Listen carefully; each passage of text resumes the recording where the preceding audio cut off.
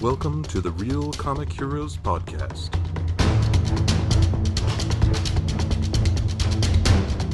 Your adventure into the world of comic book movies starts here. Greetings, citizens, and welcome to another adventure of the Real Comic Heroes Podcast. My name is Travis. And I'm Patrick with our special guest today. Yeah, I'm Eric Nash, old co-host of Travis's. Yeah, I almost started the episode the wrong way. Welcome back to Watchmen Minute. Yeah. Yeah, good to have you on, Eric. It's been a long time coming, I think. Yeah. It's definitely, this is one that's kind of near and dear to my heart. I can go into a bit later if you want, okay, or whenever you like. Yeah, I was kind of curious about that because I know, I had you tell me what movie you wanted to join us for, and you picked this one, and I didn't know if it was first available, as far as movies we didn't have a guest lined up for, or if this one was something you had like a reason you wanted to talk about it. So I am curious about, I guess, why you picked this movie. Yeah. So if now's a good time. Yeah, why not? Essentially because, TNG, the Next Generation show, was pretty big for me as a kid, and my dad and I especially, and even my mom would watch it a good bit too, but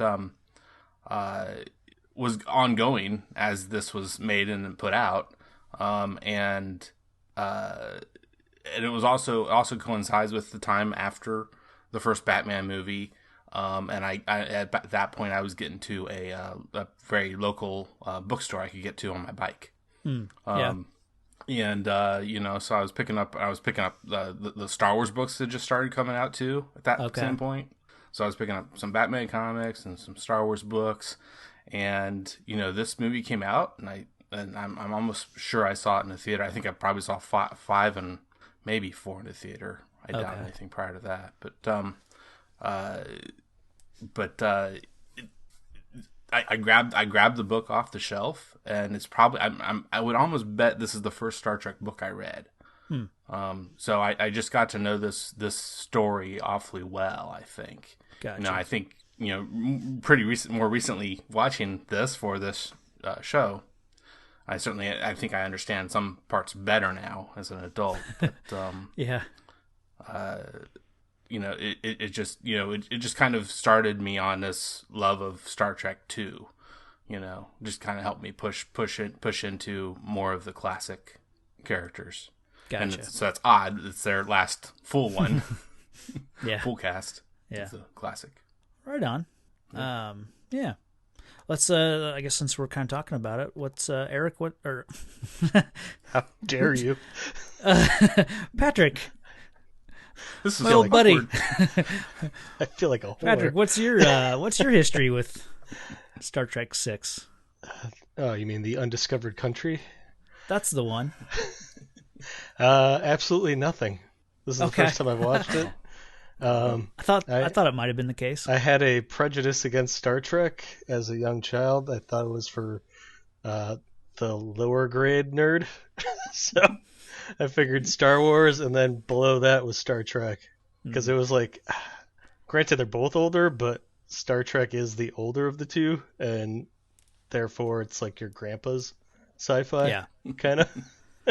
Yeah, I had an uncle, or have an uncle, who, when I was a kid, like, I knew he was really into Star Trek, and he was a big dork, a lovable dork. And so I think I'm with you, where as a kid, I associated Star Trek with old nerds, Yeah.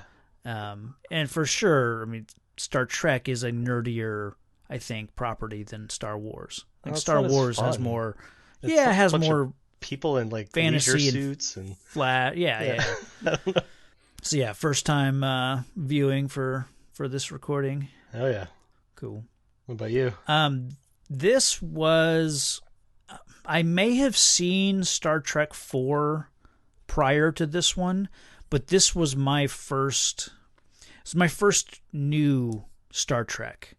I remember as a family when we rented this, and watched it for the first time. I didn't see it in theater, but it must have been a new release, and my parents were interested enough in Star Trek that, they rented it when it was first available, and I remember watching the movie then. So yeah, this was my first new Star Trek, like I said. So I've always just associated this movie with being a kid and watching a Star Trek, but having no context for the series or even Next Generation at that point. I wasn't watching because this was 90. We're in 91 still, so yeah, I would have been 8. So, but yeah, watched it. Either in my mid-20s, again, just to watch all the Star Trek movies, and certainly enjoyed it. I haven't watched it now for several years, so it was kind of a new experience rewatching it for this. So. And I think you just hit on it. It's not really a good kids franchise. Yeah, like Star Wars can be, but right, that might be part of it. I think so. Yeah, they're not really aimed at a young audience. Yeah. I think, and I don't think they try to be. So taglines for the Star Trek VI, The Undiscovered Country, which I now believe means another way of saying the future or something like that, if I paid attention correctly. So yeah, I think it's a line from a Shakespeare. Yeah. Yeah. Random. Yeah. I blame that one on Nimoy. I saw he was one of the story credits there. It seems like something he would have done. All right. So we got 3 taglines, all rather uninspiring. We've got "The battle for peace has begun." And we have "The crew of the Starship Enterprise fights not to win battles, but to end them forever." And "On the verge of peace, on the brink of war." Okay. So they're all kind of centered around like peace and war. The last battle, peace and war, yeah. Yep. Okay. So yeah, nothing too yeah, fantastic. They're fine. I think I'm going to go with "On the verge of peace, on the brink of war." Yeah, that's not bad. Short and sweet. So they were ready to dive into this bad boy? I am. Yeah. All right. It definitely, I think, is one of the most boring openings for a Star Trek movie so far. It just starts out with, text on a screen, barely flying through space. The stars are definitely like passing by, but it's a very it's a slow walk through space. And the music wasn't doing anything for me. Just as the names are kind of popping up, there's no real fanfare. Like, it doesn't really hit.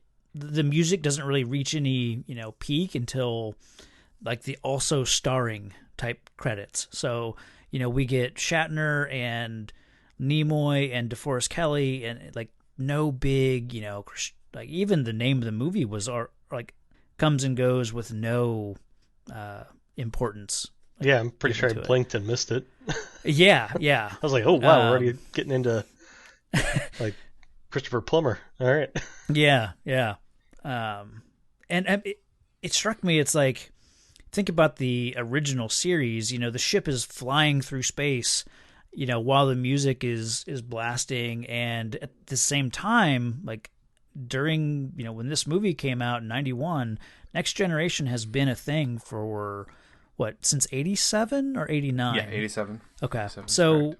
And I love that just the opening credits of that show. You've got some good voiceover from Patrick Stewart, and you got the new Enterprise flying through, and then the music, and like borrow something from that. Like,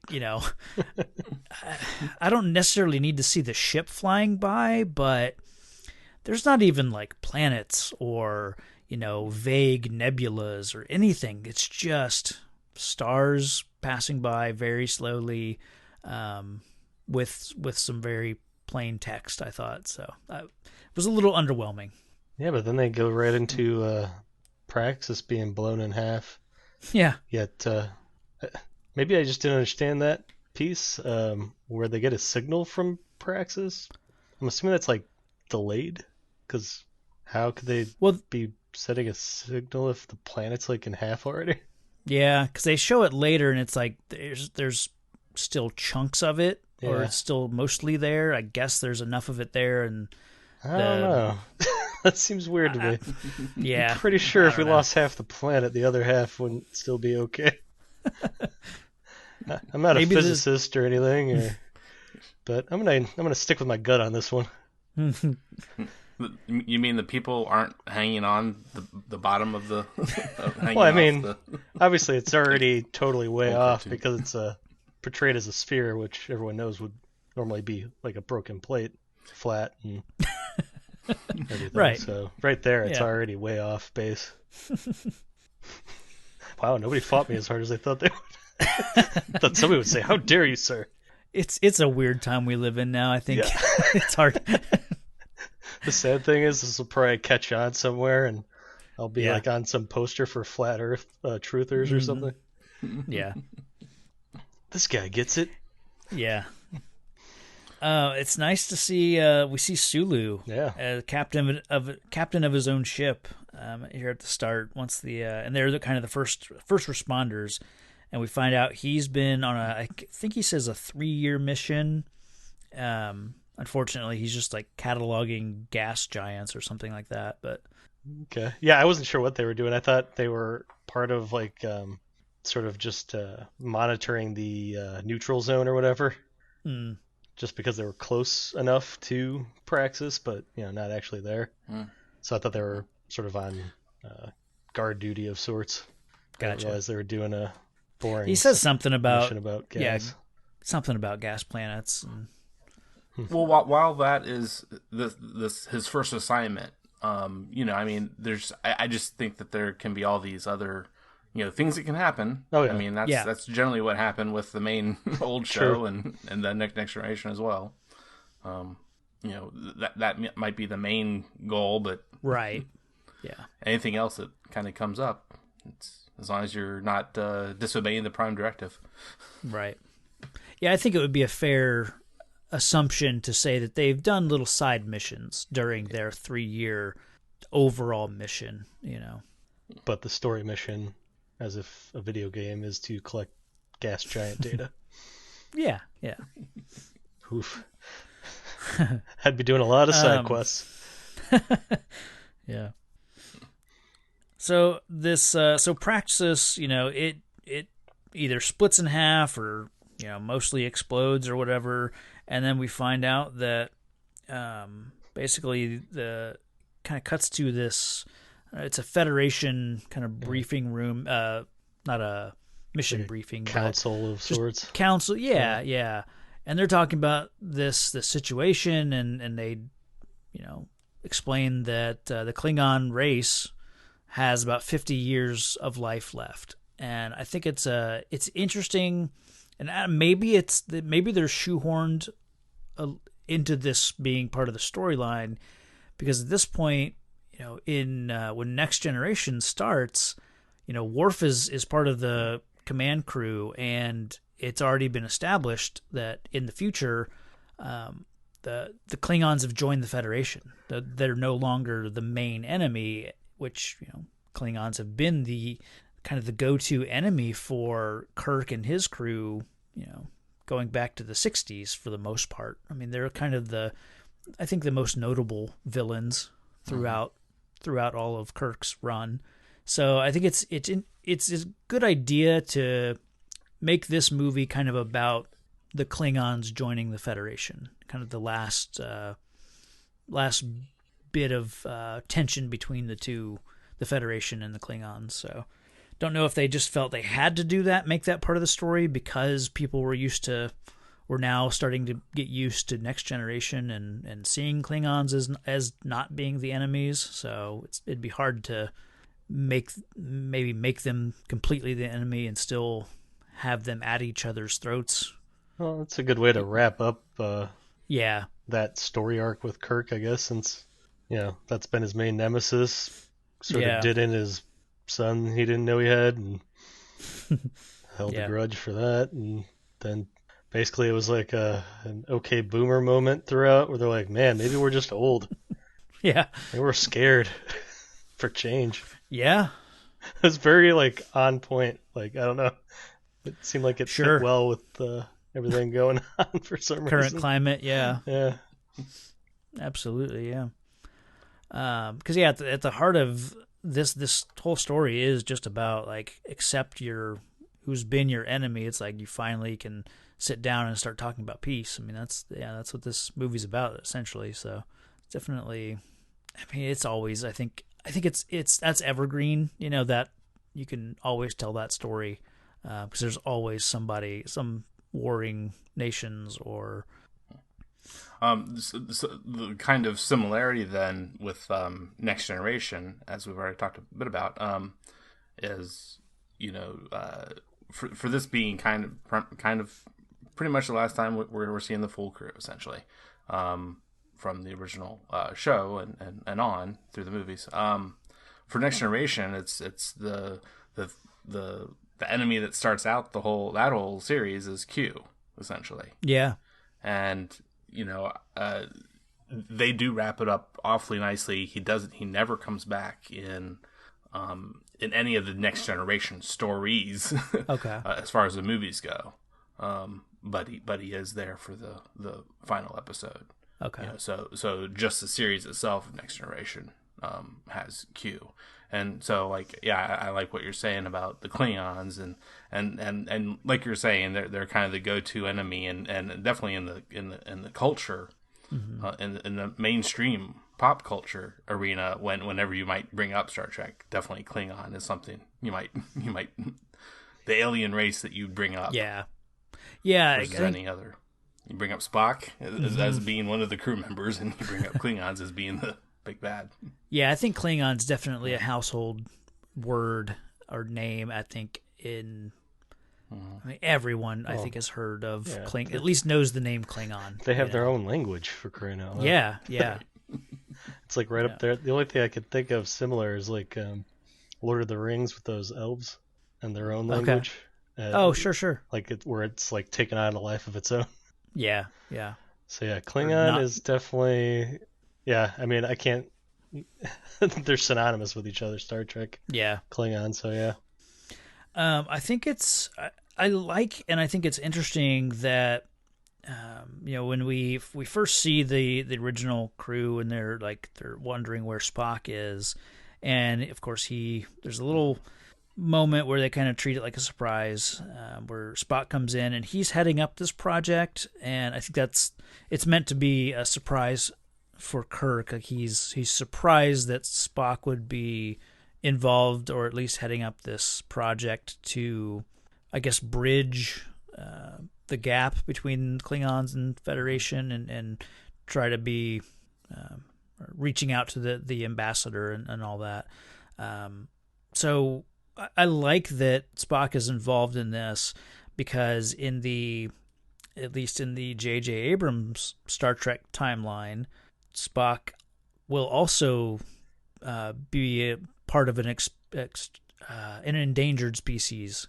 His planet blows up, and there's only so many Vulcans left, and obviously that's not a factor in this movie when they're making it and when they're writing it. They don't know that some other director is going to come along in years, and and that the Vulcans are going to lose their home planet. But it's just, it felt like, oh, this is very appropriate that in some way, like, Spock will be a part of I don't know, bringing this endangered species kind of into the Federation. So while I know this movie, that wasn't the intent, it I don't know, I liked it here. So now I need some help understanding the 50-year time limit. Okay. Because it mentions that basically their ozone's going to give out in 50 years. Are we saying their territory is one planet? Like, aren't there other planets that can... I don't know. Maybe I don't know the vastness, but it seemed like a really weird reason to do this. Okay, I think, Eric, you may know a little bit more. I think so. The reason that they have a neutral zone is because there's neutral zone between Federation space and Klingon space. And I think that the Klingons can only live in their space for so long. I don't think they have the resources, or I think they have the planet Kronos, and this moon was Praxis. Yeah. And I don't know if they have a bunch of other planets, or if like Klingon space is just, a very small system. Yeah, I've never seen a map. Yeah. It just seemed weird because with Star Wars, I've seen the maps. I've looked at the maps a lot there that they've issued. Maybe I just imagine space territory being pretty vast and numerous planets or something. That is a good point. Or it's a really good point. Yeah, like at the very least, start a battle and take over one of the Federation's planets. Yeah. I mean, yeah.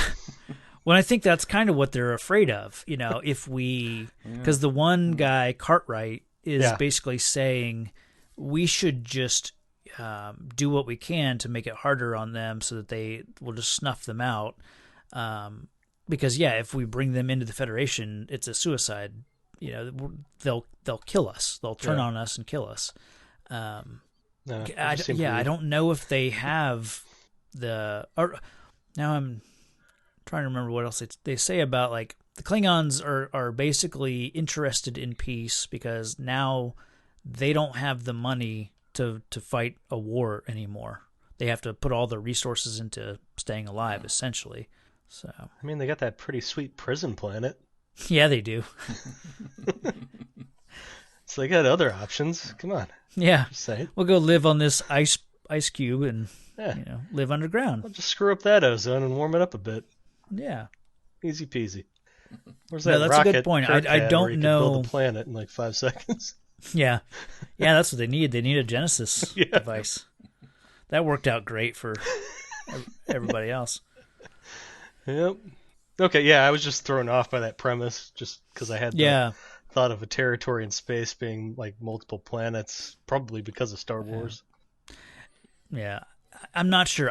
Like I said, I only know of, in relation to Klingons, I know that their homeworld is Kronos, and that because of this movie, they say that moon was Praxis. Yeah. I don't know if they have any other, I guess they do have that prison planet, but I don't know if they might have like a couple other planets, but maybe because that moon exploded, maybe that affected the other planets, or like, maybe that's what the 50 years is about. Like, because that moon exploded, maybe it threw off, the orbit of something else. So it's like, it's going to cause the other planets maybe to, almost like Krypton, where it's going to blow up in so many years. I don't know.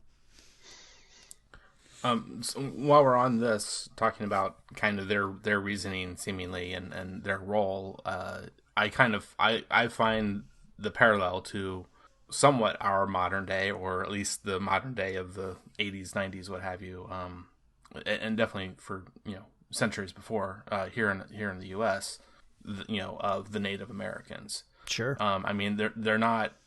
It's a pretty big difference that Native Americans weren't someplace else, but we invaded. Of course, we came here and took over this land and took it from them, but.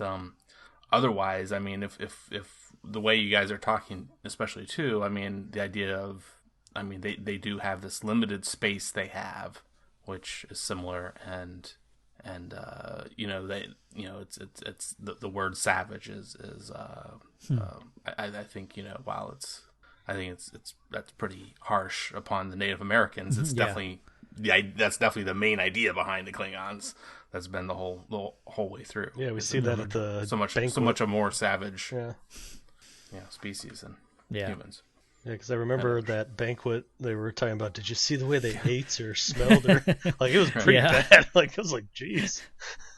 Yeah. Oh, that and Kirk saying, "Let them die." I love that part. Yeah. I like them kind of throwing Kirk at this problem and making him, be the one to essentially extend the olive branch. It's probably the boogeyman to the Klingons or something.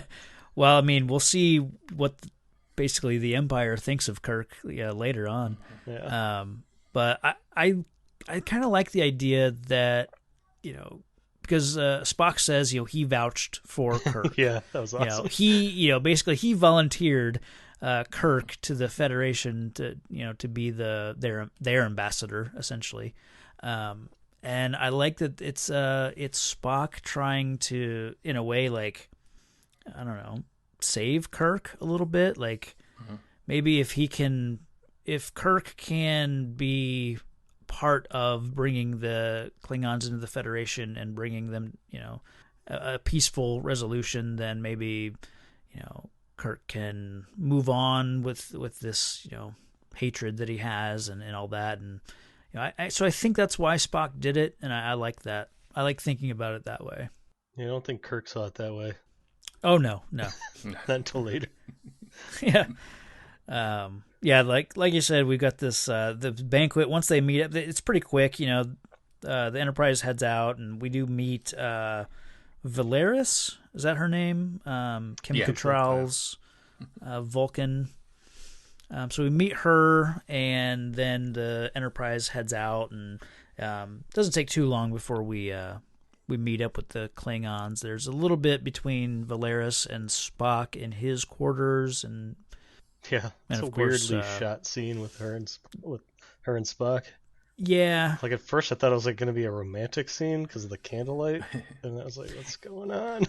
Yeah, I was trying not to like interpret it that way too, because it seemed like, I don't think that's what they intend it to be, but like you said, there's candlelight. They're basically they're sharing this wine or some kind of drink, and it's very moody lighting, and but I don't think that was their intention at all. But and especially because like he's this mentor figure for her, so you don't want to, obviously no one would suspect Spock of like using that position of power, inappropriately. So and I never got that feeling that he was trying to do that. It was just a confusing scene to watch unfold. Yeah, I'm like, why is it shot this way? Right. Besides, the more sensual scene comes later with the mind melt. Oof. Oh yeah. Of course, now think about it. Like I think we get a similar, not too similar, but when Kirk comes into Spock's quarters, it's just as moody. The lighting is just as moody. There may not be as candlelight. So I guess it's like dark. I guess they're keeping Spock's quarters consistent, so it's not like Spock is just a sexy man, I guess. Yeah, can't help it. That's true. He's turning on that Barry White in the background. There is the one thing I think he says that with Valeris there, that he says logic is only the beginning of wisdom and not the end. Yeah. And that's something I'm going to really try to take to heart for myself, because for a while now, I remember maybe when I first said it when I was, it could have been 15-20 years ago, maybe, when I said to some family members, it says, Spock is half Vulcan, half human. I feel like I'm full Vulcan. I'm really too logical. But I'd really like to take that to heart and try to not be so logical, at least at the end of figuring things out.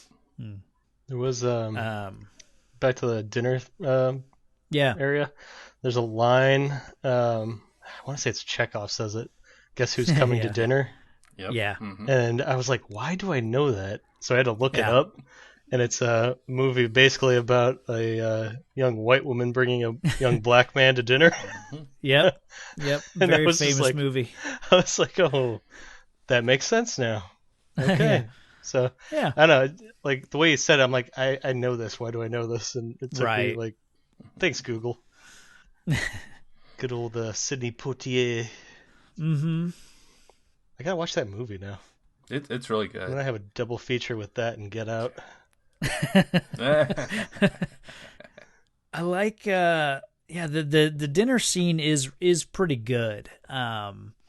It's we meet what's his title, Gorkon. Is it Prime? It's not Prime Chancellor, Minister, right? Chancellor. Okay. Yeah, and Chancellor Gorkon, and that's that's David Warner. We just saw him as Jordan Perry in Secret of the Ooze, and he was just in Star Trek V as the human delegate on whatever planet they were on with. But so it's weird to have David Warner back like 2 movies in a row playing different characters, but they've covered him with enough makeup, and he's certainly a fantastic actor and has a great voice that he makes a good Klingon. Wasn't Kim Cattrall somebody else too? Yeah, she was. Yeah. Okay. She was the Vulcan. Yeah, that's what I thought. Okay, Valeris, it was just a different Vulcan, but same actress. Okay. Oh, wait, what? Was Kim Cattrall a Vulcan in another movie? No. Okay, I thought she was something else in Star Trek before. Oh no. Okay, then I must I'm have not been aware of her being. Well, the thing with Valeris in this movie that I found out about, I don't think I knew prior to wanting to come onto the show and doing some research, is that it could have been Valeris, might not have been Valeris. It could have been Saavik, yeah. Saavik, which had the 2 different actresses that played her over the 3 movies, previous 3. But with apparently they just wanted to get away from that. They, she didn't want to do it. Kim Cattrall didn't want to play the third, the third actress playing the same character. And when she, with what happens with her later in the movie, that was the other reason. Kind of, I think it and certain things indicated online. Yeah, the writers didn't want to make Saavik. There's here we in the dinner we get a lot of Shakespeare. And it's Gorkon mentions, the undiscovered country, and I can't, like I said, I can't remember which from which Shakespeare. I thought it was Hamlet. Is it It might be Hamlet. Yeah, actually, I think someone here at the dinner even says like Hamlet. Yeah. Quotes whatever it's from. Spock does. Okay.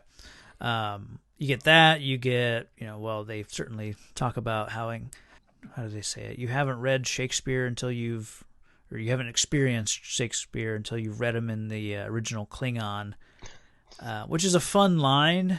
It's kind of baffling to think about. Like, does that mean that at what point did Earth's Shakespeare write down all those stories? How did he get them from Klingon? Yeah, right. Yeah, it's some kind of weird alternate history that they think that the Klingons think. Yeah, or does everyone at this point in the future think?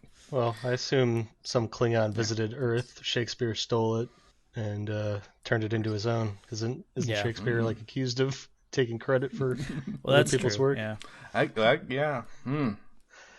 Yeah, I don't know. It's utterly confusing. They also throw out, I think it might be Gorkon, mentions A Brave New World just during this dinner and everything that they're talking about. And I almost think that Brave New World might have been a better subtitle for this movie. Than I like Undiscovered Country as far as subtitles go, so I'm not, I don't necessarily think it needs to be changed, but...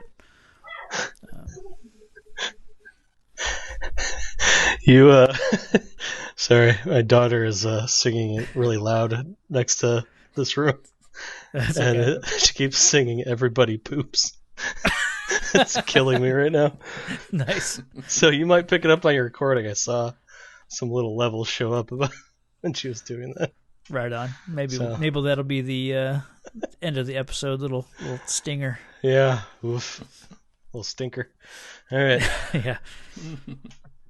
One of the last things at the dinner is that I noted, at least, is that with Chang telling Kirk that they all need breathing room. Yeah.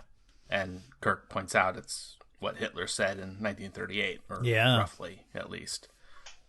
So I even found a subreddit, a Star Trek subreddit, where there's a post that talks about Kirk accidentally, Chang was deliberately provoking Kirk when Chang accidentally quoted Hitler. Oh, okay. And accidentally is in quotes. I don't know how I feel about Christopher Plummer in this movie. Ugh. You know, he's a terrific actor. Yeah, my least favorite thing in the movie, easily. Okay. Like, especially like towards the end where he's like swiveling around in his chair like a madman, just like chewing scenery like it's his job. Oh man. Yeah. Like he's just like, come on, Kirk, say it, say Chang. Yeah. Like, like he just wants it so bad, but it's he's kind of a horrible, I guess, main villain, but he's kind of in the shadows. I don't even know what to put him as. Yeah. I when we first meet him here, kind of when they all get together, it's like I want more makeup on him. Like I feel like they really scaled him down. Like there's not a lot going on with him. You can barely tell that he's Klingon. You know, he doesn't even have, like, as far as facial hair, he just has the two little wispy, mustache pieces. As far as like the bumpy forehead stuff, he's got a little bit of it, and that's about it. Like, so I think and maybe that was Christopher Plummer. Like, I don't want to be in a bunch of makeup. Reduces the amount of time he's in the chair. Yeah. Each morning, yeah. From 2 hours to 1 hour. Yeah. So, Chang didn't strike me as a Klingon name, but maybe I don't know that many Klingon names. Right. All I can think of are like Worf. So. Yeah. Well, and then like Gorkon's daughter is a Beztra or something. It's like got a B and a Z and a couple like it. They're not typical, I don't know, letters that I would associate with the limited like Klingon names and words that I'm used to. Usually there's a lot more, hard K's and ch and I don't know. A lot of severe, consonants, whereas her name was more, I don't know, more syllables like and gypsy or something. Yeah.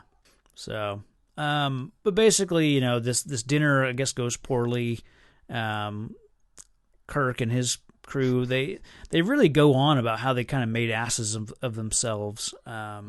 It didn't appear to go that bad, but they play it up like as if the Romulan ale made everyone super drunk and but then we get into the kind of the invasion, the assassination plot. Right. Yeah. The Enterprise appears to fire upon the I think they call it Kronos 1 is the Klingon ship. The Chancellor's abode. Yeah. And it's in terms of like a story, it's not an original idea. I mean, it certainly works for this movie, but it's the, we're being set up to look like we killed the ambassador so that they're, we can be framed for it and it'll start a war or keep war going or that sort of thing. But again, not an original idea. It certainly that storyline works in plenty of other movies, TV shows, whatever. But it definitely works here, I think, really well. Well, it helps that there's a prototype ship that does the impossible, apparently. Yeah. And there's a thing there though with what you were saying, Travis. I think that it's not just I don't know if you're thinking about it from both viewpoints of on the personal level as well as on the bigger socio-political country world what have you throughout our own history and various forms of entertainment as well as maybe real life things too. But I mean in this one I think that personal side of it too also comes into play so much because with Kirk being the one that takes the blame, as the captain. Oh yeah, there. He's the perfect candidate for a frame job. And that's who at least one of the people really, they really seem to be focusing on. Yeah. That this is happening and this is good. They're glad that this is happening at least in order to have revenge on him. Yeah. It's weird, a little weird, but it's a really, I think, pretty solid action scene. It doesn't get too action crazy, but just these two completely hooded figures, obviously wearing Federation type suits. They come in and they make it pretty obvious, I think, about the whole magnetic boots that are allowing them to at least walk on the floor while everyone else is floating around. But it's interesting to see them just kind of go room to room and taking out Klingons left and right. And I think it's important that they enter the ship via the transporting via the Klingon ship's transporter pad. Yeah, it's they get on and off via that versus if this were really a Federation thing and Kirk really wanted to do it, he would why would he go through that effort? Why not just beam to where he needs to be onto their ship? From their from the Enterprise's transporter pads. Yeah. Oh, maybe I didn't understand that. It's something that I don't think I ever really picked up on as a kid, but again, in watching for this, I think I just don't know the transport technology that well. I just assumed they had like our pad connected to your pad kind of thing. I think they're and then they even go even crazier on it when they do the reboot. Yeah.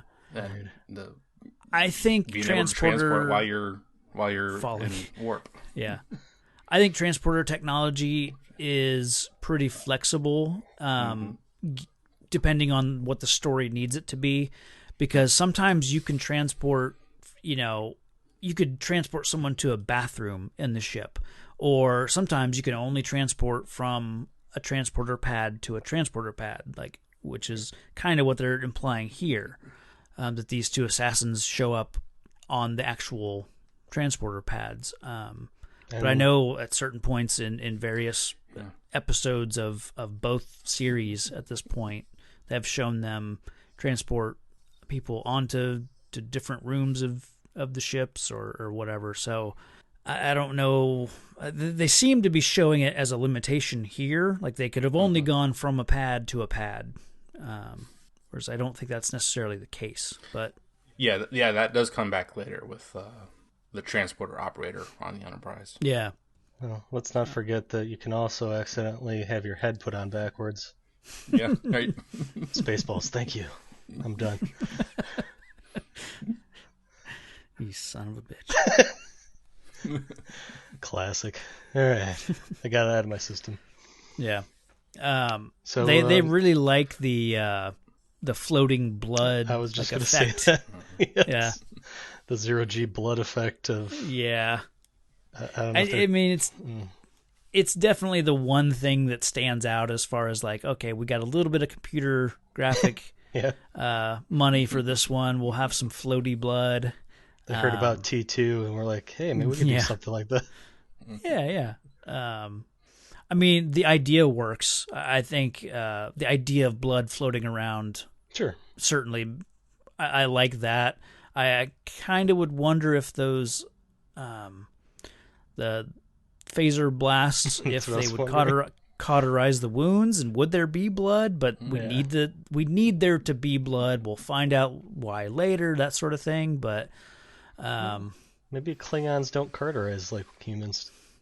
Yeah, that's true. Yeah. We don't know their anatomy. I was going to say, McCoy doesn't even know their anatomy, so. I find that hard to believe. I figured there would have been like a dead Klingon that somebody studied or something. I struggled with that too. Like, on one hand, I would believe that the Federation does not have access to Klingon biology because the Klingons have, forbid the Federation from, finding that stuff out. But if a Klingon gets killed on, fighting the Federation, wouldn't they have access to that body and be able to autopsy them?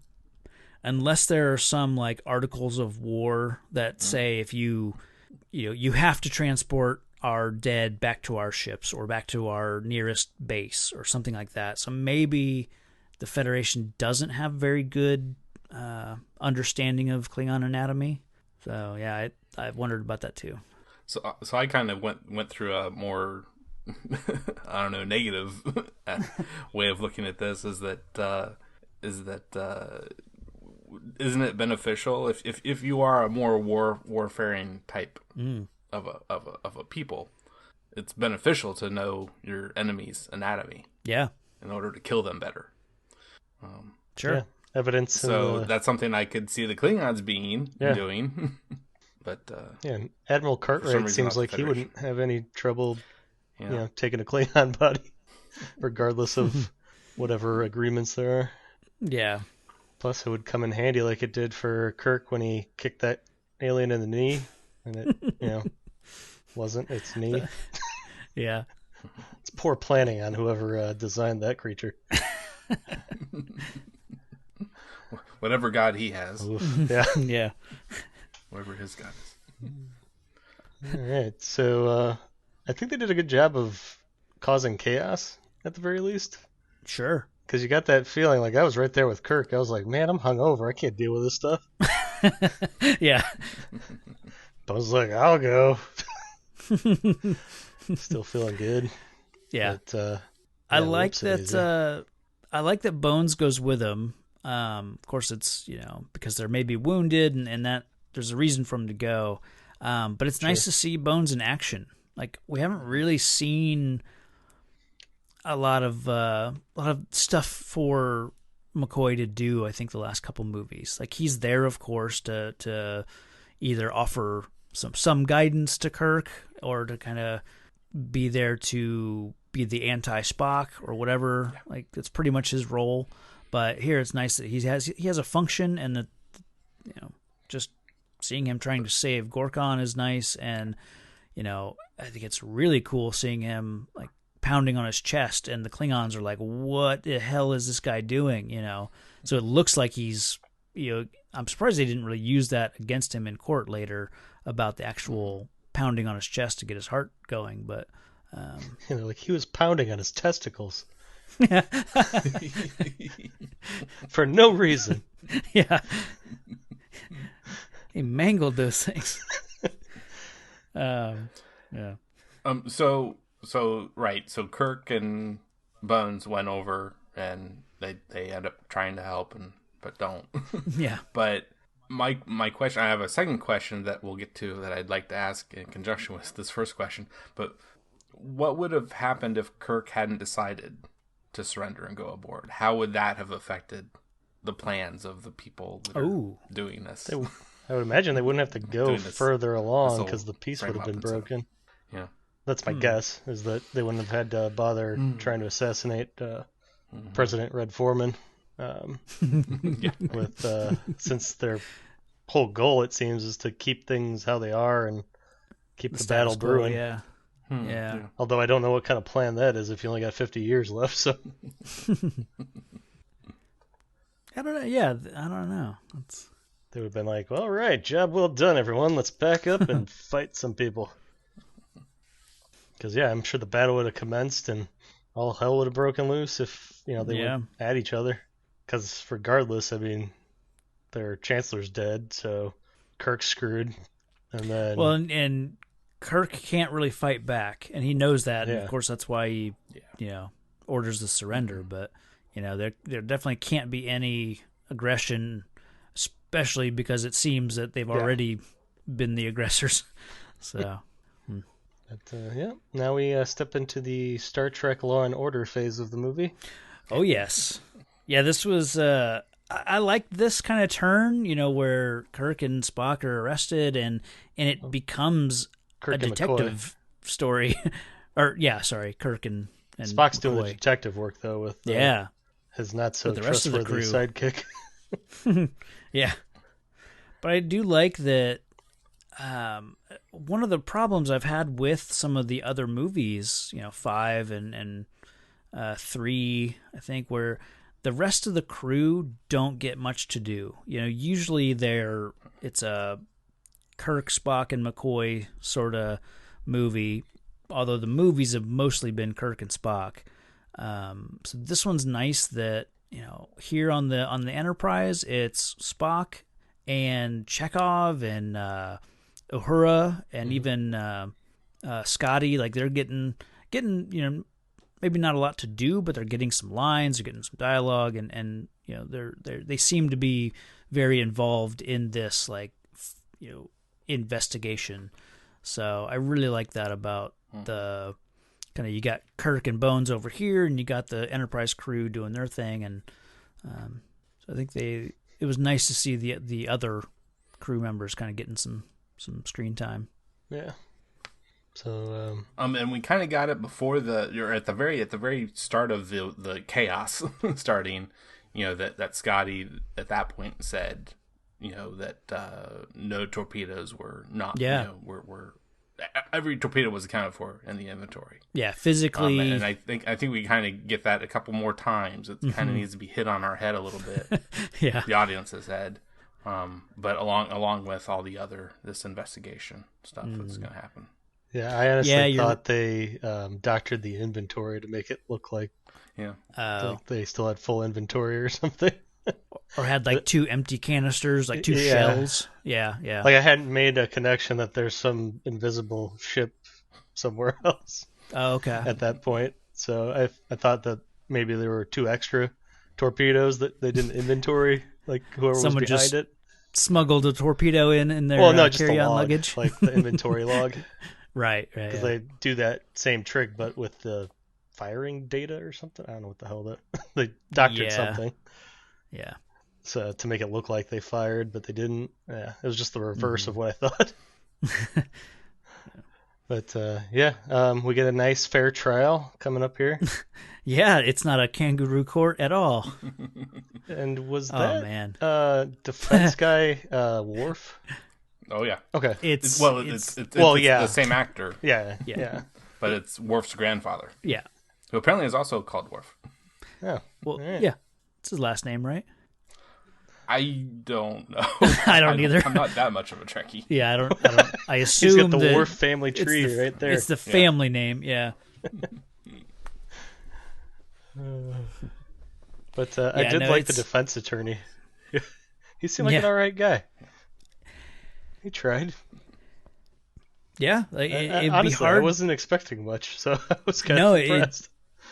I think it helps that it's recognizably Worf. Like, so it's like the guy that's on their side is the grandfather of the guy who will end up being part of the Federation anyways. So I think that's probably why it works. But try as he might, he's obviously trying to give Kirk and McCoy a very fair representation, but he doesn't have a chance. Chang has enough evidence that Kirk is surprised that he has, the little bit of audio recording that is part of his captain's log that I was surprised to hear, because I was thinking, when did you guys turn that over, like, as evidence? And that, of course, that becomes the discovery phase. Yeah. So, well, as far as that audio though, so earlier, we hear him saying that, but then he continues to say, well, we hear them say earlier, but they don't play. It says it's can never forgive them for the death of my boy. It seems to me our mission to escort the Chancellor of the Klingon High Council to a peace summit is problematic at best. Spock says this could be an historic occasion and I'd like to believe him, but how on earth can history get past people like me? Oh yeah. I mean, it's still not great, but it's not as bad. It's him basically saying, "I'm in the context." Yeah. Yeah, but that's not as much fun as just that one part. Yeah, right. They killed my boy. I knew him for a whole hour and a half. I don't know why I'm trying to do Planet of the Apes there for a second, but yeah. I always lump those two together. Yeah. This is another example of Plummer's acting being god awful, where he throws a little hissy fit about him not waiting for the translation to respond. Oh, yeah. I'm like, well, dude, how's he supposed to even know what you're saying? Like, I was like, relax, buddy. Yeah, that part's a little weird because, you have to do the mental gymnastics of remembering that they are using translators. You know, we as the audience can hear perfect English, but yeah, it's like it is weird. He's like, don't wait for the translation, just answer the questions. Like, dude, they don't understand you. Yeah. Luckily, they have those giant boom boxes next to their ears. Yeah. I think Uhura's even got like a satellite dish earbud. Yeah. At some point in the movie, so they got some serious tech sizing issues. Mm-hmm. But yeah, I just thought that was just almost like made him look like a petulant brat. Yeah. Just like the way he was acting. I don't know. It just was like so lame. It's a bit, I don't know, arch. I like the calm villain more than the loud, erratic villain because I just don't fear them as much, I think. Okay. Like, I like the ones that are, more subdued. And, like Khan is mostly subdued. Yeah. For most of the movie, but later on becomes a little erratic during the. Chang's off his rocker, like, right off the bat. Yeah. I do, yeah. I like Chang when it's like, when he first shows up on after the assassination attempt, and he shows up on screen and he's like damning Kirk, like, what have you done? That's kind of stuff. Like, that was good, but yeah. Let's see. So yeah, the Kirk and Bones, they get, it's nice they get, because of the upcoming like peace summit or whatever, they're not going to execute them because that would kind of go against what they're trying to do with peace. Instead, they sentence them to a prison planet, and it sounds like once they go there, regardless of if they can work out a peace agreement, it sounds like the Klingons intend for Kirk and Bones to always, they're not going to get out of prison because they work out peace. Like, it sounds like, they're going there for good. Well, I mean, and even more than for good, it's, I mean, what ends up being, it's a way to kill them without seeming like they're killing them. Sure. Yeah, sure. But on the surface, from the judge point of view. Yeah. It's just where, everyone goes to die. That's all. Yeah. We go to Hoth and see a bucktooth wildebeest wolf dog thing. Oh, yeah. Weird thing. But I kind of dug the planet. It was kind of a cool scene. Just them huffing through there and then throwing out the guy in his skivvies. Watching him freeze. Yeah, and by the time... Yeah. Yeah, I dig Rurapente or what. I like the concept of like a prison with no gates, no guards. Yeah. We'll see like fighting is okay.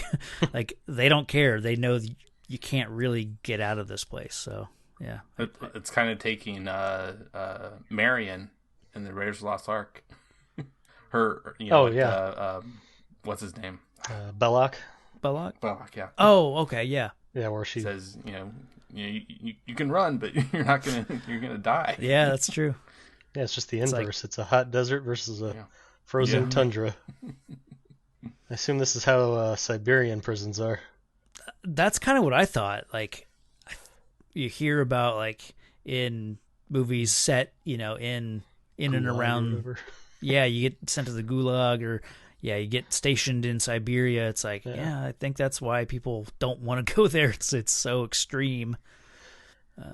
Give me a and the warden given the using the box, someone else, one of his lackeys is I think a good nod to some older movies. I think the one that stands out for me is Cooley and Luke. Okay. I'm pretty sure that was used there. Yeah, that's probably what they were referencing. But plenty of other old movies, chain gang prison movies. Yeah, they hit the prison tropes pretty good here. Yeah. And I think it made me think of Guardians just because it was an alien prison. I did too. I definitely noticed when Kirk and Bones are first walking around and they start getting not picked on, but yeah, they start to. People are like looking at them and saying, "Oh, there's the guy from the Federation who probably locked me, got me sent here," and that sort of stuff. Although I guess this is a Klingon prison, so it wouldn't. They Well, I wouldn't think have been they have a price on their head, and everyone is like waiting for them. Yeah. But no, I definitely thought about that. For that prison scene in Guardians is probably a little bit of an homage to this, I imagine. Mm-hmm. And I remember, I guess it comes a little bit later, but when Kirk's fighting with that big monster and kicks him in the knee, which is actually his testicles, like that's one of the things that I remember that as a kid. That idea has always stuck out to me. I believe it's his weenie. Boom. Wow. Dad joke accomplished. There we go. Yep. We do meet, I think, kind of what you were talking about, the prison tropes. We meet the inmate who, is just waiting for someone to come into this prison who has means to help them escape. So we meet Martia, and she basically befriends them, and at this point I couldn't remember what her fate was or like what her deal was. So I was thinking, here's someone that's going to offer to help you escape, and they're probably going to die in the process, helping you escape. So I was close to the mark, but not quite. But I did enjoy the shenanigans that ensued with that character. For sure. Both the kiss and the reveal of the shape-shifting and yeah, the Kirk on Kirk action we got, finally. Everyone's been waiting for it. Yeah. It's been in a lot of fan fiction. And this is Iman, and I know the name, but I don't know why I know her name. Is she? I thought she was a model. Yeah, right. Celebrity that's not, doesn't actually do any kind of other entertainment. I feel like every model was associated with Prince, so I don't.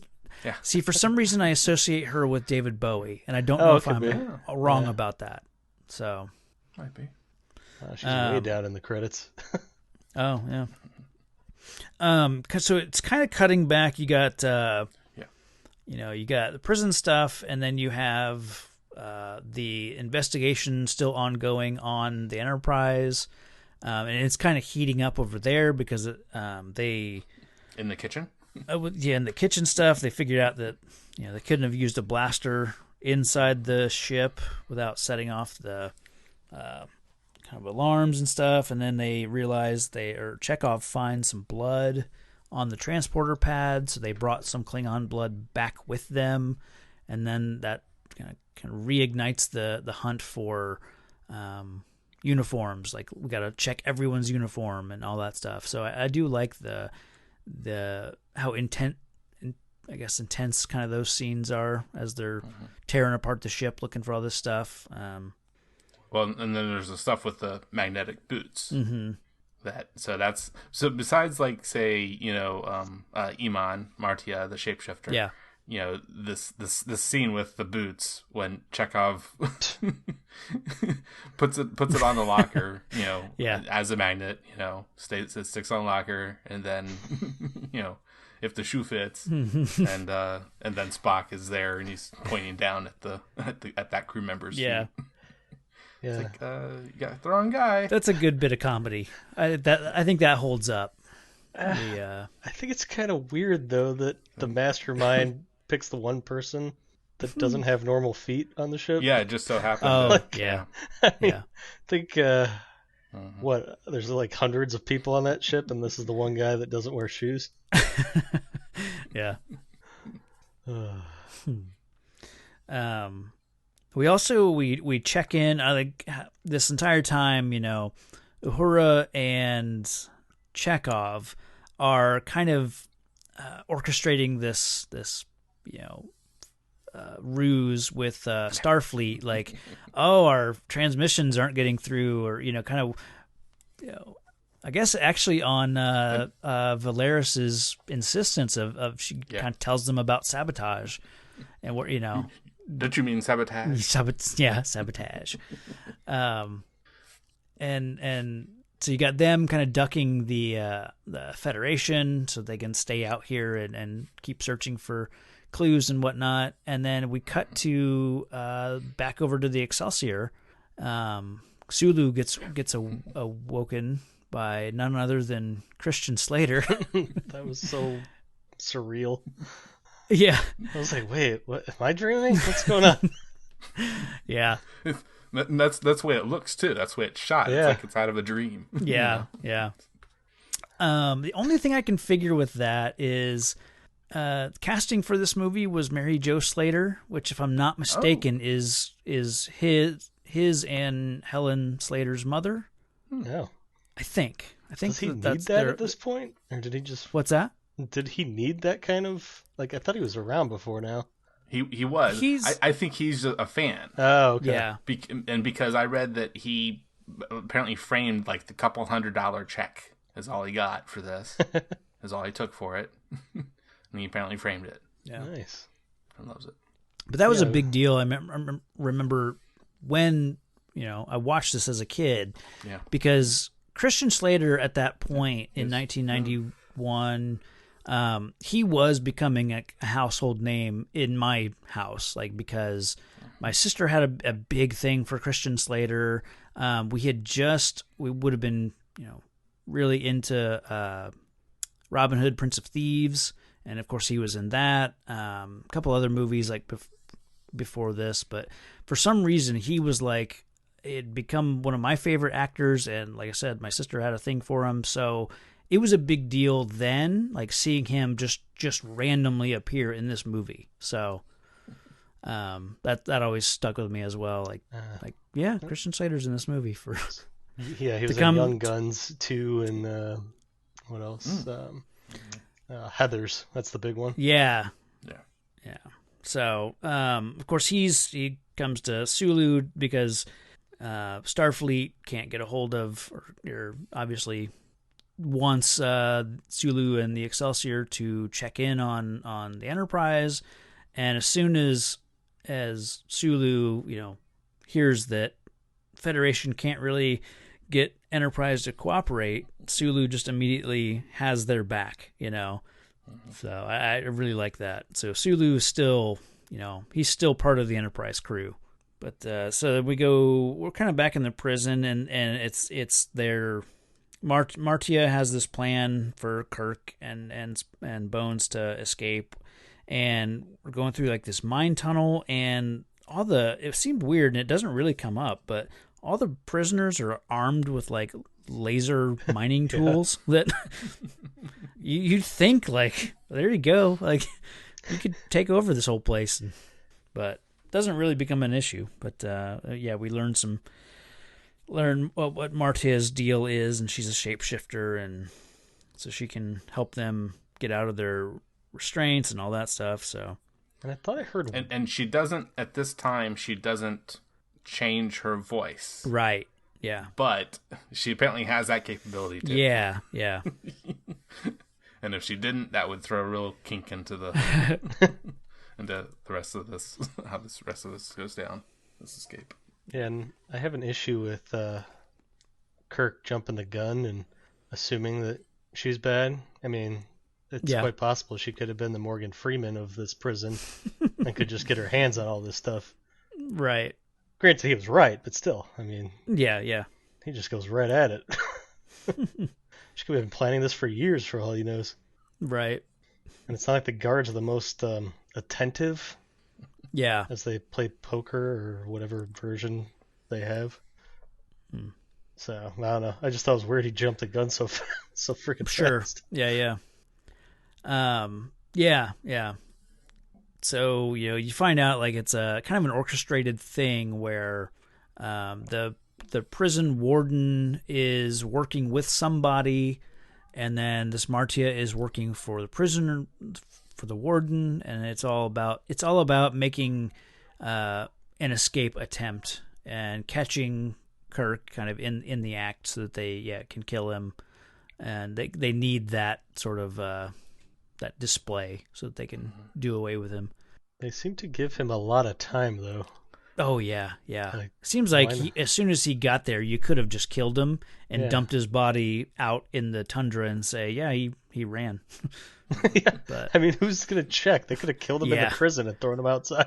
yeah, they really didn't need to do all this. I mean, it only works for the story. So it one of those big toothy dogs ate him. What you gonna do? Yeah.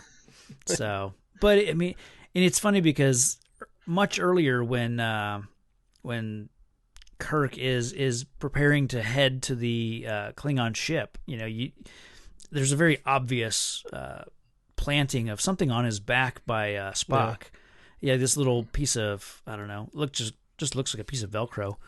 So he puts it on his kind of on his back shoulder, and it doesn't. You're not really sure. Like, what is it? I thought it was like a listening device because at first when they were in the courtroom, I thought, okay, that's how Spock is staying up on everything that's being said.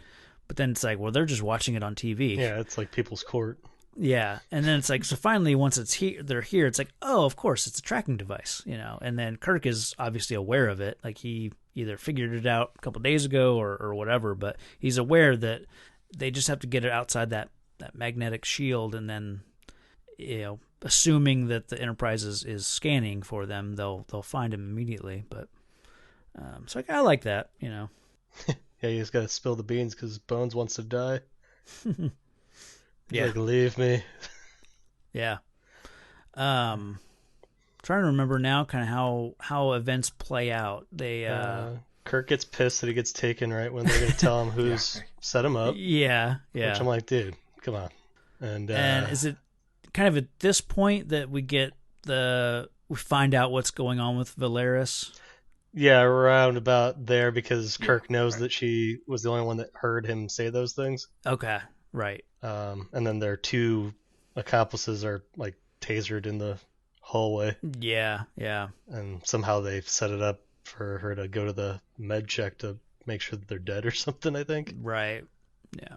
So yeah, it's I like because Valeris is basically the surprise. Like, at no point is Chang a surprise villain. We know he's going to be kind of a bad guy. I got a little lost in, Valeris is doing this because she hates Klingons, but I think she's doing it to save the Federation and doesn't trust the Klingons. Yeah, but it's like I got lost. Is Valeris working with Chang and orchestrating this, and then you've got the little faction of Cartwright and the Romulan guy, and it gets convoluted. Chang. I don't know.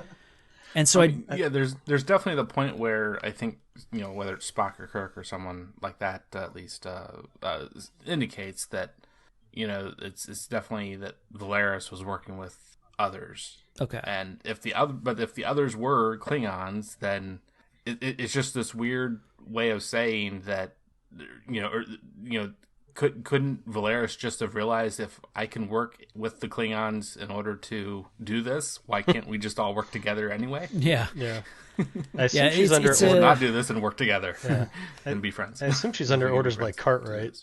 Because it seems to be Valeris is working for Cartwright and I guess that trio, like Cartwright and the Romulan and Chang. Yeah, and again, that's where, and then maybe that's where the working together is happening amongst the the supposed enemies. Yeah, okay. And Valera brought up the Romulan ale to Kirk, so I wonder if there was a little something extra in there. Yeah. Courtesy of the she wanted Romulan. to stir the pot. Yeah. She knew to best, drive a wedge. Why not get these guys? I was trying to figure out what sauced. the Romulans were doing, and maybe they just provided the booze. I don't know. Nah, I mean, they're just another kind of villain. I mean, it's like us saying we're gonna have some, champagne. Yeah. Just the name for the drink. Isn't it illegal though, or something? Yeah. Yeah, right. So I assume it's like moonshine or something. basically. Yeah. It's a little rougher. All right, so we have a sensual mind meld where the rest of the crew looks on uncomfortably. Yeah. And I watched it in that same feeling. I'm like, what's going on here? Oh, really? See, I got more of like a waterboarding type vibe from it. Like this was a very this seemed like for Spock to even use, like when he does like with one-handed, to use that as a way to get information seemed like a little bit of a like you're not supposed to use the mind meld for that, I mean, to exchange information, but not to take information. And then when he puts like both hands on her, and she starts like, I don't know. I thought she was going to be a brain dead vegetable when he was done with her because of the way she reacted, and it seemed to really be affecting Spock. Like I thought he was crossing a line here. Weird. I didn't get any of that. Okay. It's weird. Maybe I didn't understand the two-hand thing was a big deal. I thought he was just trying to hold her tighter. It may not, but it just based on what they show us, like, he's getting some information from her, and then he puts two hands, and she just starts going like, just like almost going catatonic or something. But apparently she's fine. I mean, she's in later scenes, so I guess it didn't have too much of an effect on her, but it's not quite as bad as Borgullet. Yeah. Borgullet knows the truth. The pilot was out of it for a good bit after. Lies. Deception. I am the pilot. All right, so we got to stop the assassins and yeah, find a ship that can't be seen. Blah blah blah. Yeah. Gotta go. Which we find out that it's Chang is the I guess captain of that invisible ship. That's why I wrote down chasing a ghost. I have a note that says chasing a ghost, and I'm like, what the hell is this about? But yeah, it's because they can't see the ship. Oh, like a ghost ship. Yeah, I gotcha. Yeah, okay. And here's where once Chang starts talking to the Enterprise, he's really laying on the more of the Shakespeare quotes. There's a lot of like, for me it felt a bit excessive, and I was like, I guess we have this classically, what I assume, the Christopher Plummer is a classically trained, actor. So I guess it's just we want him spouting out these lines, but yeah, I felt the same way I think you did, Patrick. Just felt like he's really chewing scenery. I think I preferred Christopher Lloyd's Klingon character. I was thinking it should have been what's his face, Kurtwood, in that role. Oh yeah, we know he can play a bad guy. Yeah, saw RoboCop. Yeah, and he probably would have been a better. It was weird seeing him as a peaceful president. I know. I think that threw me out of the movie more than anything. And that's a weird character. That hair and those.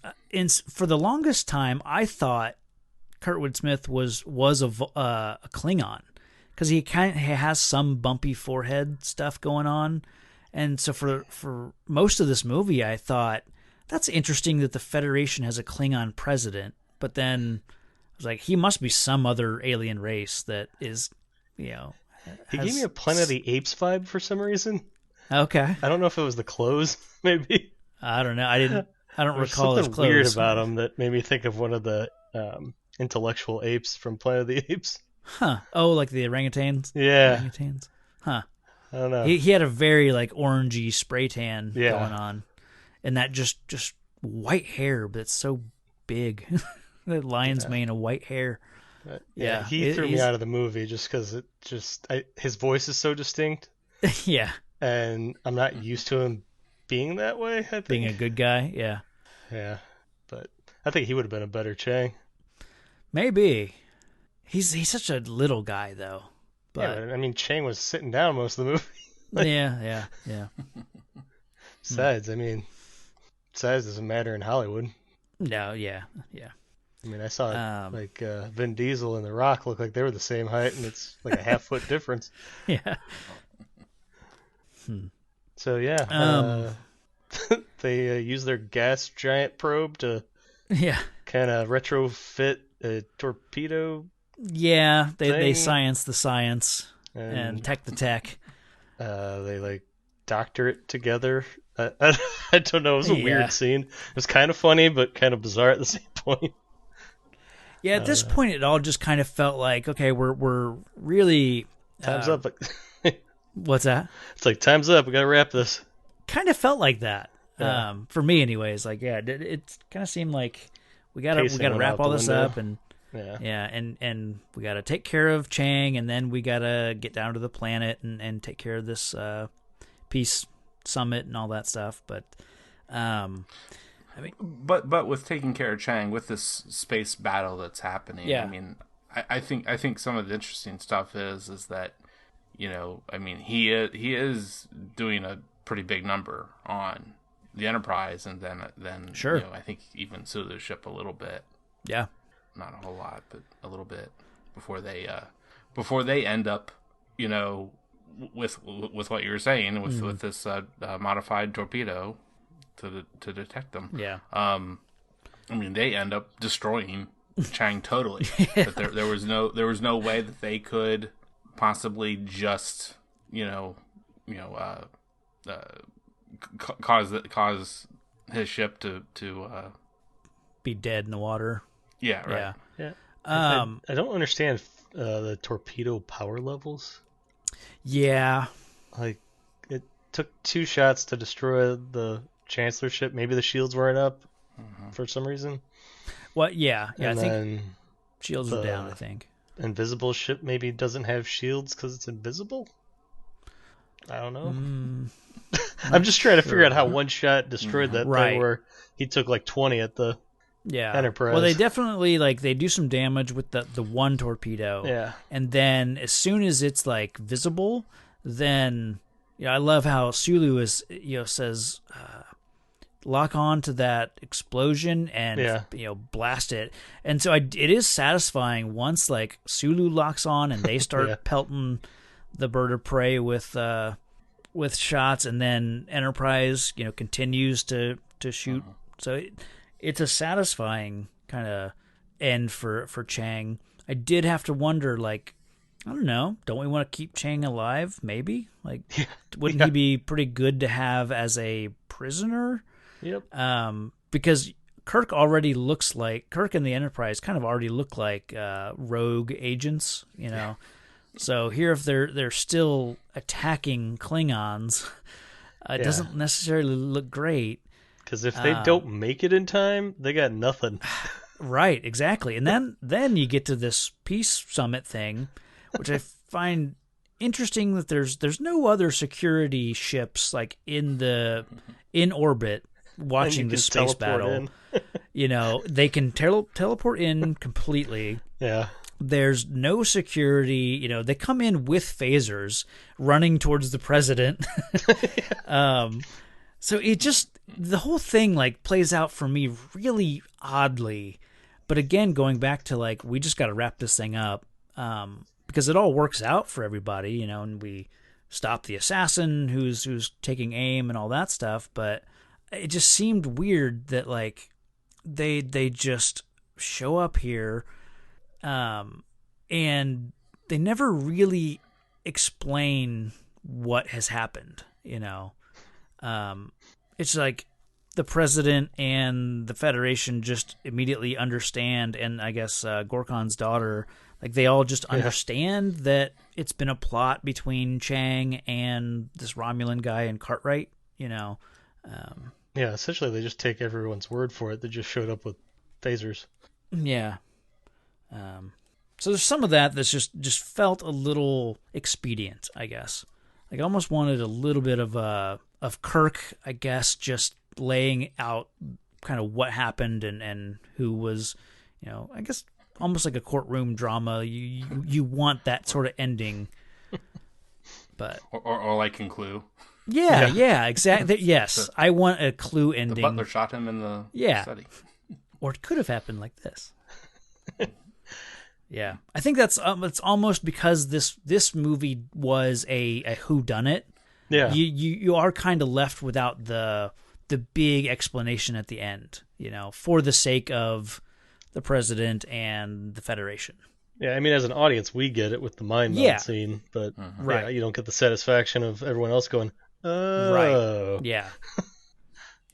I think that was a big part of it for me, but we do end on Spock basically proving that he's a dirty liar, because he said this would be his last voyage, and then he's like, to hell with it, let's go. Yeah. Spock, you fibbing fibber. Mm-hmm. Well, what does Spock say to Valeris? Like, not a lie, a choice, or something like that. Yeah. So convenient, Spock. Yeah. Weasel. And man, these original Enterprise crew, movies. It's like it's the crew that never wants to leave the ship until the start of the next movie. Yeah. Because almost every movie starts with them like, man, we're getting too old for this shit. Like we're 3 days from retiring. Yeah. Oh, Uhura's got a class to teach. Yeah, we just have to escort this ambassador, and then oh, shit hits the fan, and now we're in it. And at the end of the movie, oh, I feel young again. Like, see, it's I think they like the adventure, the side quests, but then when they're back to hunting gas giants, they get on each other's nerves and they hate it again. Yeah. So it's just an adrenaline thing. Scotty snores in his sleep. Yeah. And Chekov microwaves fish in the break room. Kirk's wigs are all over the place. Those are tribbles. Triple. That'd be an awesome twist. Yeah. It was Kirk's wigs that gave birth to the tribbles. Yeah, I mean that's pretty much. We have the last thing that Kirk says from the bridge there. Yeah. Which is the second star to the right and straight on till morning. Yeah. And I did have to look I knew it was something. I had to look it up. Oh, really? Yeah. Oh, okay. It's from the Peter Pan Disney movie. Oh, I had to look it up It's been too. a while. Yeah, I had to look it up too. I was like, I know I should know this. As a kid, but... Okay. I thought it was like a Western quote or something, like going off into the sunset. Yeah, I didn't think I watched Peter Pan. Hook a lot. I know that's a line. They kind of talk about that. So I guess I don't understand the context then.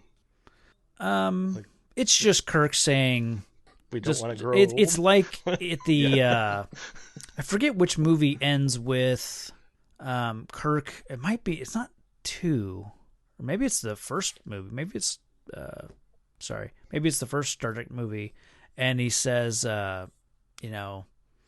like out there somewhere. Like it's a nice playful, like just take us out there. Like let's just go find an adventure, that sort of thing.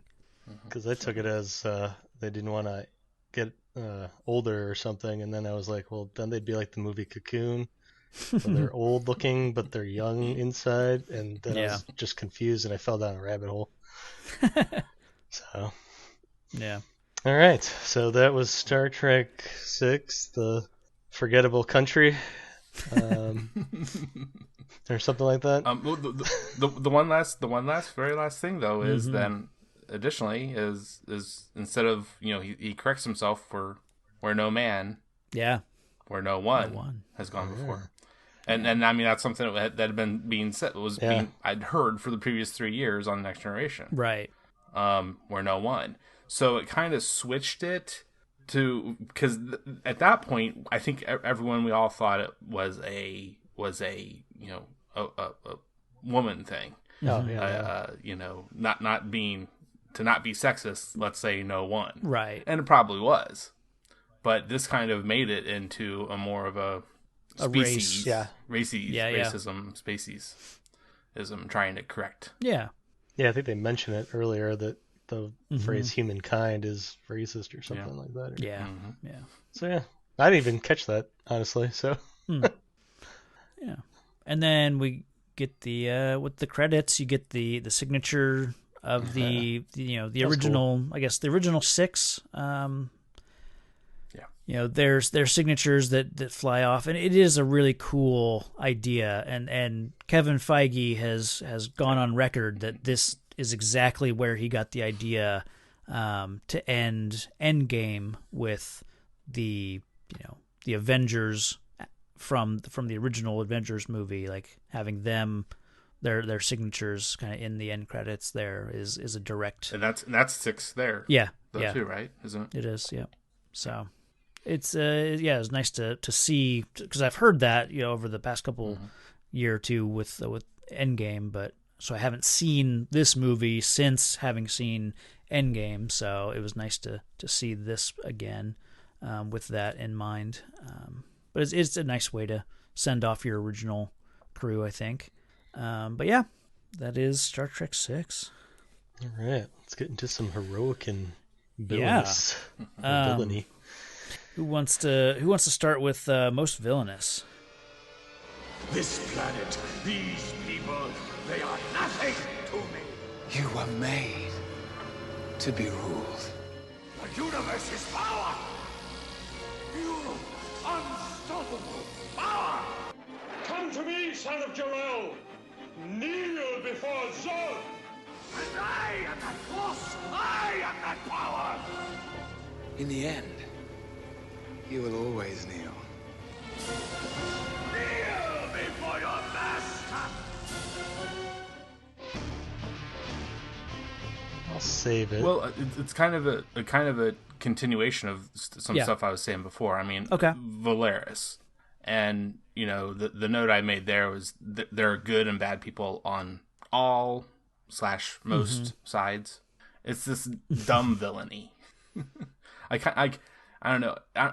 It's hard to say that it's the most villainous. Maybe that's not the right thing at that point, but it's just this dumb villainy that's kind of grinds my gears. Like, she's kind of been tasked with this. She's kind of the secret agent for the Cartwright and the Romulan guy, like, and Chang, I guess.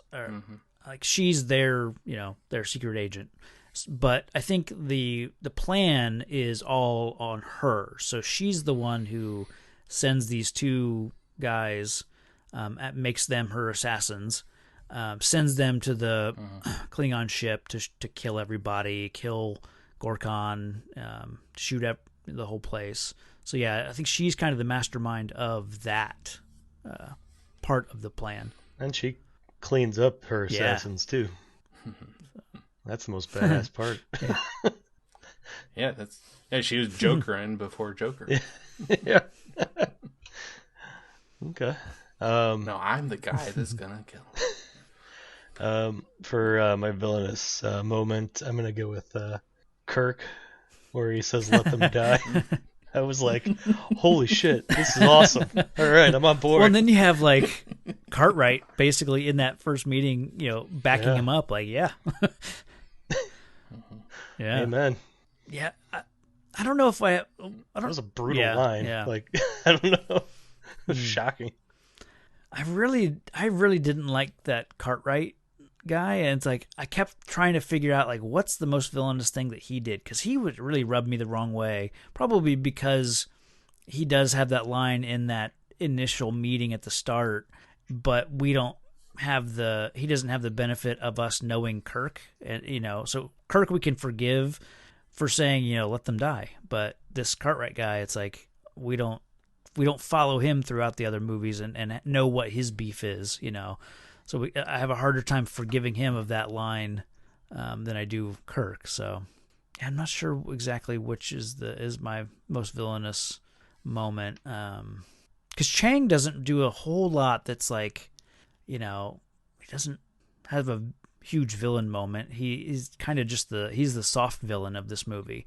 Because the real villain is the trial, I guess. The trial, yeah. Because he's. But see, at a certain point, set up information. At a certain point, I started to forget, like, maybe Chang isn't really a bad guy. I mean, he's tried and true Klingon, and he hates Kirk. But I thought maybe he's not going to end up being like.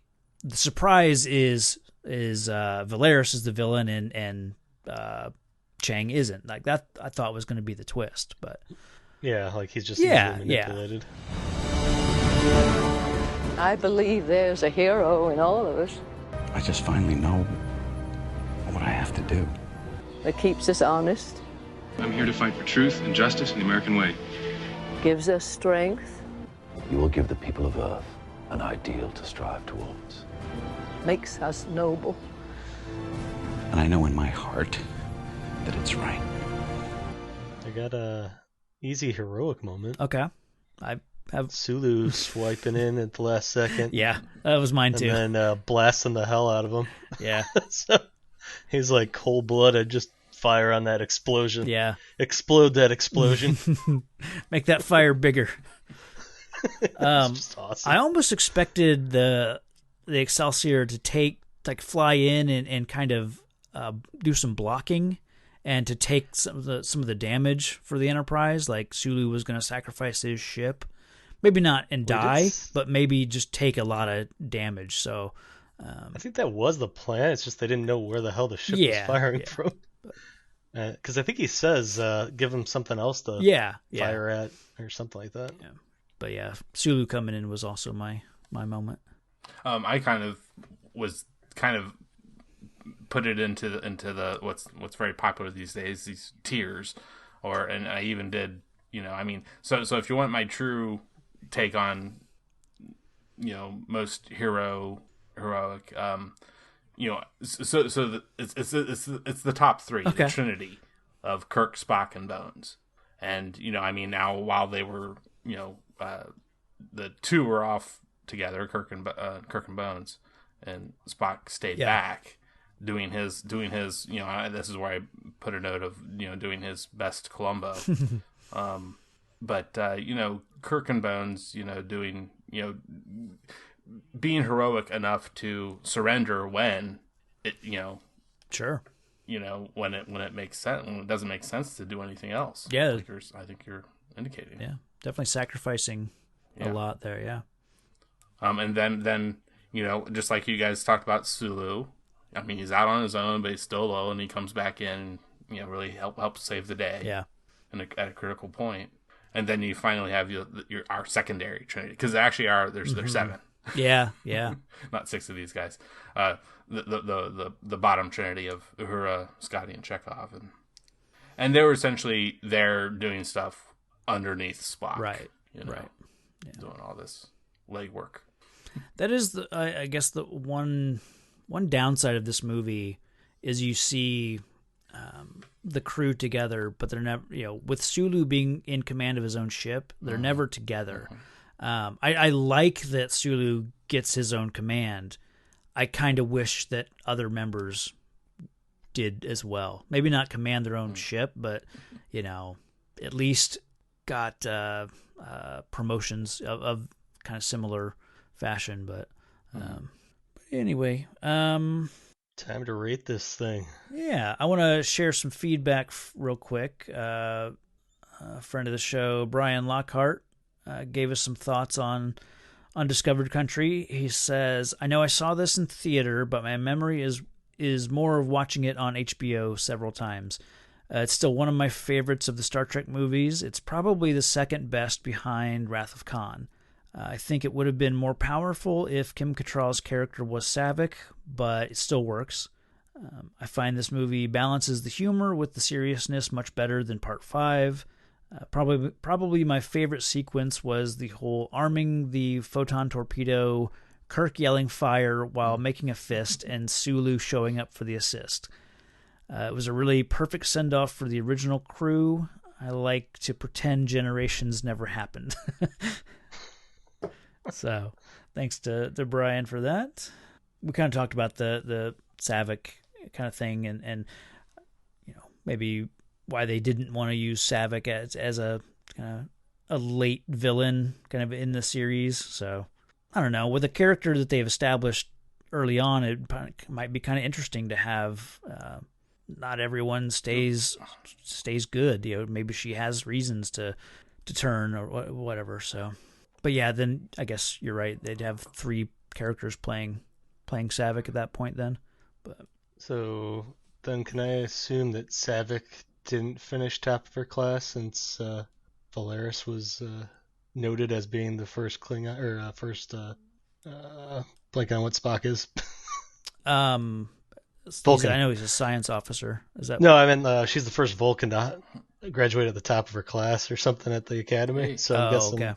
Because I assumed Savick also went through the academy, but maybe I made that incorrect assumption. But yeah, Eric, what would you rate Star Trek 6? Is it out of 10 or what? Or no, you do 5. Out of 5, right? yeah. Yeah. I would give it a 4 out of 5. Yeah. Okay. I mean, there's definitely a couple better ones, I think, but this is definitely top tier. I mean, it's the Wrath of Khan is just magnificent, I think. Yeah. And I am kind of partial to what I don't know if you guys quite heard what I was saying earlier. Generations. A bit. But also, I mean, the very next one too. I mean, First Contact. I've watched all 3 of these. Yeah. 6, 7, and 8 here in this quarantine time that we're in recently. Yeah, I'm looking forward to all 3. to getting to Generations, because that's the one. Like I said, this was my first Star Trek movie that I remember being new, but Generations was the one I watched the most as a kid. Okay. So. Yeah, and it seems like it gets a bad rap, and I don't quite understand what the real problem is that people have with it. It's a good romp. Yeah.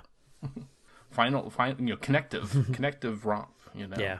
Yeah. For some reason, the only Star Trek movie that ever stuck in my head was Star Trek: The Hunt for Whales. It's probably Let's go kill some whales. It's just a batshit crazy premise, so that's probably why I remembered it. Yeah. Right, so I think I'll give it 3.5 for me. It's a bit better than average, but it's still got some lackluster ending issues. It's kind of nice in a fan servicey kind of way for that, send off with the gang coming back together to defeat the bad guy, but it does all just like close up really freaking quick. I enjoyed the prison planet portion a lot, and there's like little bits and pieces that I enjoyed. So it's like one of those movies I could have on in the background while I'm doing something else. Yeah.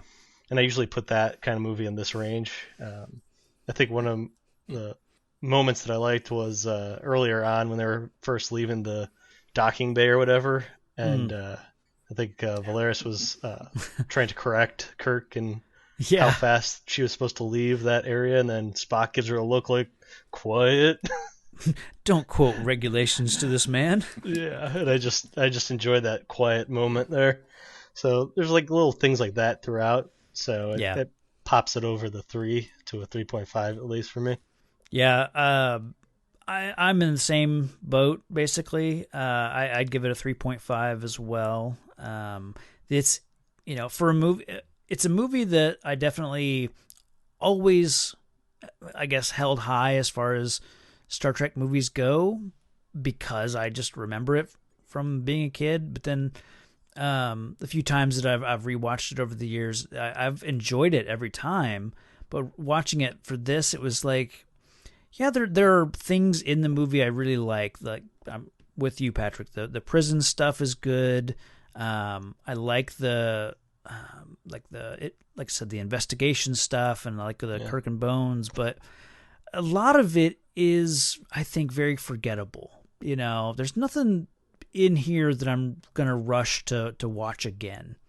The way I could watch Wrath of Khan hands down right now. That movie is I think obviously the superior as far in the franchise. I do think it is kind of true what they say about the even numbered movies being the better ones, and I agree. But I would probably, say it.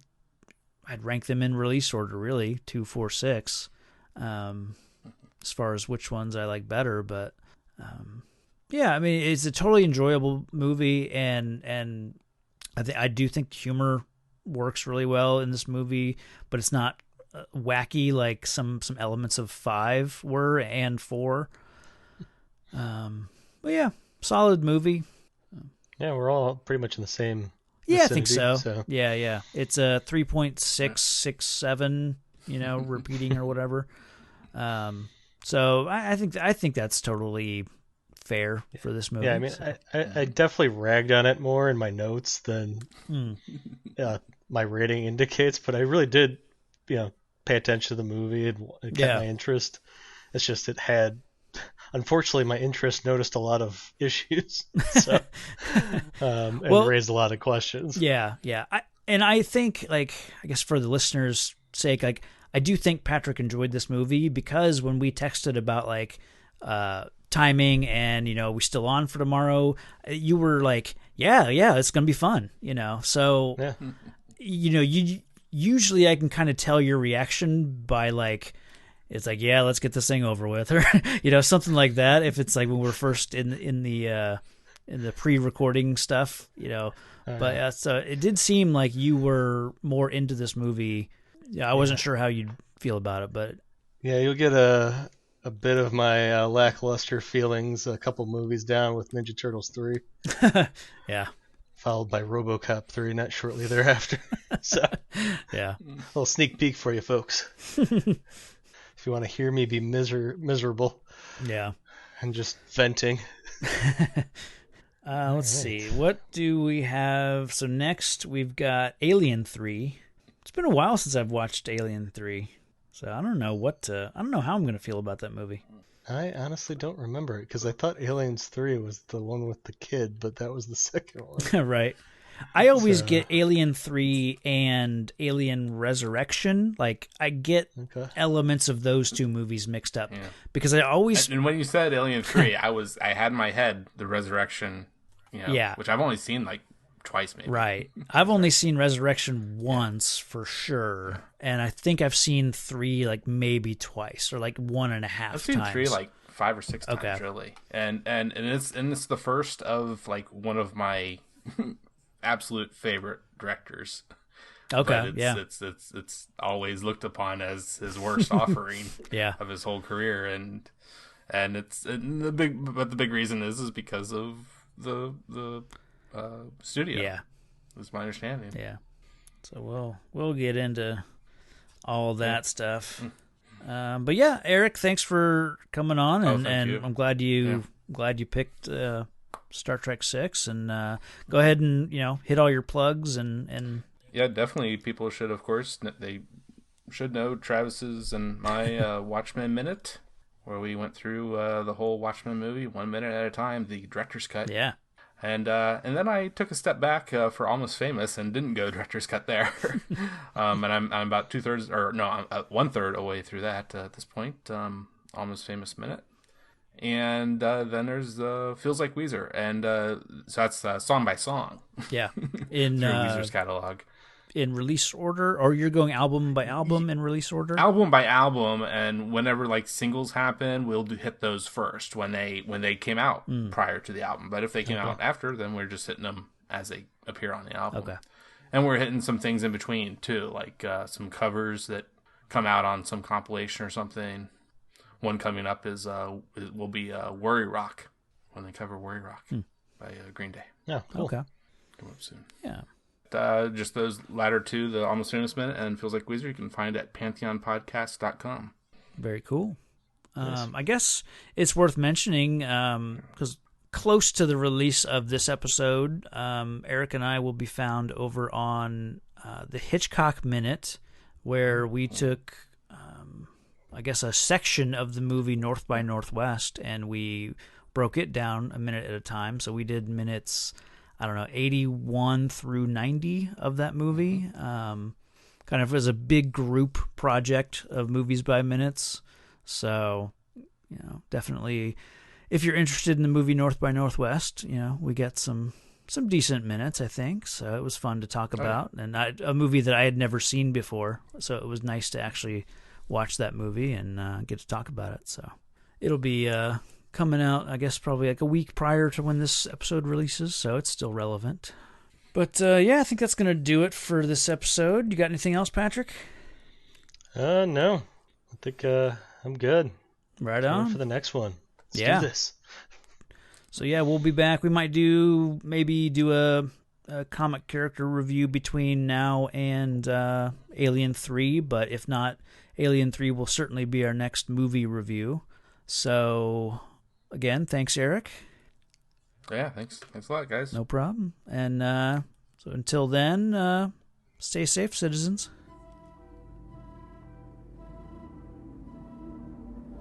Here, in a world where the sun burns cold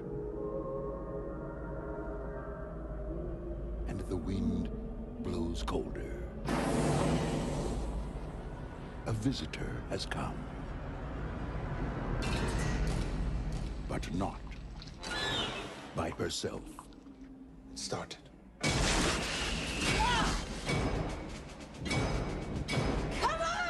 The suspense is back. And we have no weapons of any kind? The fear is back. Don't look back, dude! Run as fast as you can!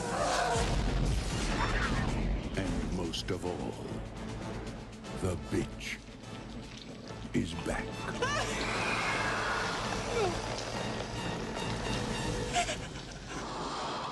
Alien 3.